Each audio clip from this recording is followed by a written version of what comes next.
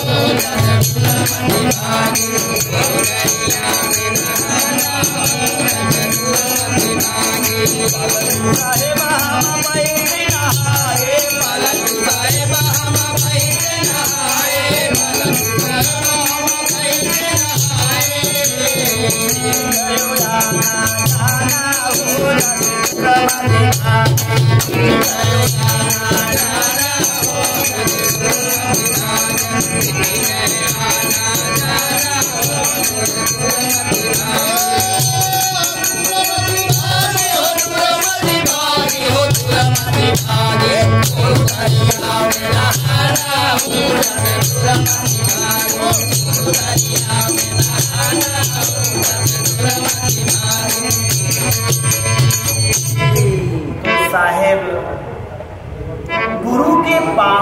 पवित्र शब्द जो शब्द मिला है वही दरियाव। गुरु दरियाव में नहाना हो जासी गुरुमत बहाना। गुरु के पावन पवित्र शब्द पर आप ध्यान रख रहे हैं तो गुरु के दरियाव में स्नान कर रहे हैं। गुरु जी के चरणन 68 तीर्थ, 68 तीर्थ का आपको फल मिल रहा है। तो पलटू साहेब हम बैठ नहाए, मिट गए आना जाना। तो गुरु के चरण में समर्पित रह करके भजन साधन करके हम अपने परम धाम को प्राप्त कर सकते हैं। आगे चला साहब, चला साहब।